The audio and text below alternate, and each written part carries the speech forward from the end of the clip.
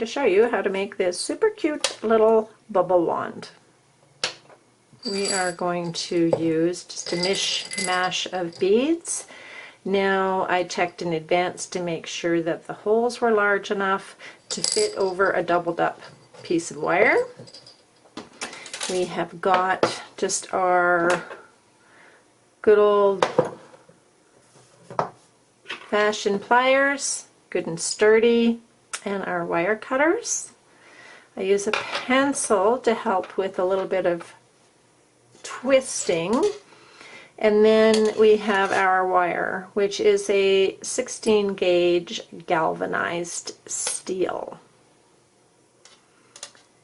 To start, we just double up our wire, meet the ends, and then just give it a light squeeze like that, so that we've got this loop. We got wire on either side, and we just give this a slight bend. We want this to be fairly large because this is going to keep our beads from slipping off the end. So then we take our pencil, and this is just to make sure really so that we have a visual as to how large this actually is. So you could actually fit 2 pencils in the center of this, so this is good. Taking our pliers, and it doesn't matter that these have teeth.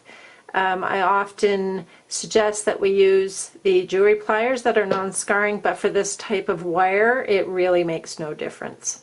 So hanging on to our wire there, we are just going to give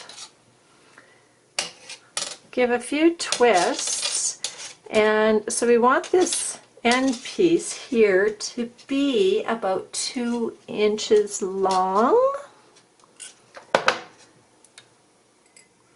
And then we're going to just pull those 2 wires together. Now we've got a bit of difference here as far as the lengths of the wire go, and that doesn't matter ultimately. So looking at our beads, we want to decide what it is that we are going to use. And I think I'm going to go with a gold first off. I'll pop that on there.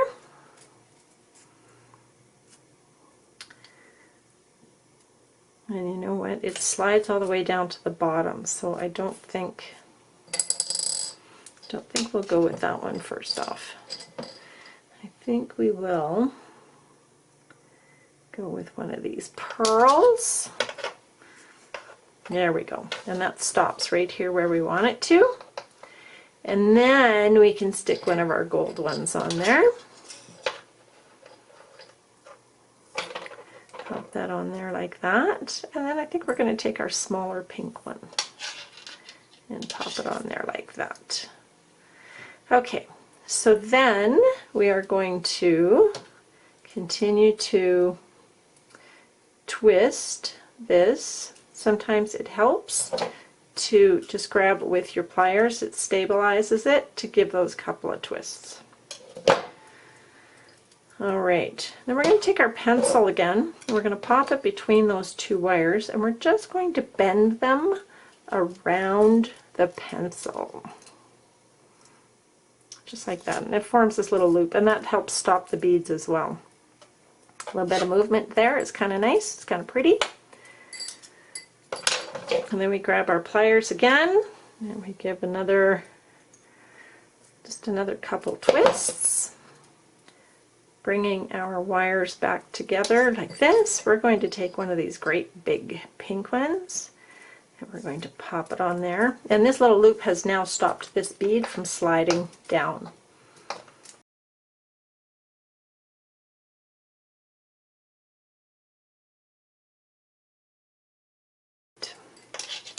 Okay, so now we have come to this end here. I think we're done with those beads. So we need to decide what it is that we're going to do with the end to create the bubbles. And I kind of like the traditional loop, and I think it's a good place to start when you first start making these. So what we're going to do is we're just going to grab that last loop that we made, and we're just going to continue to twist. Now we'll twist as close to the end of these wires as we can.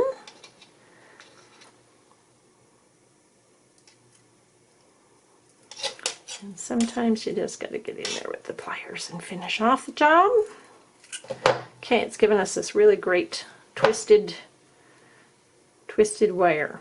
Now we're going to bend that sharply off to the side like that, and then we're going to just start to twist this. Start to curve it gently until we've got our little loop on the end. I'm going to straighten that out a bit.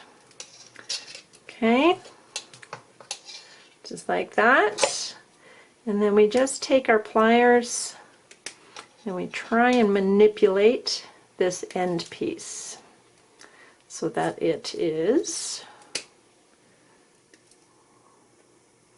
curved, and we'll go around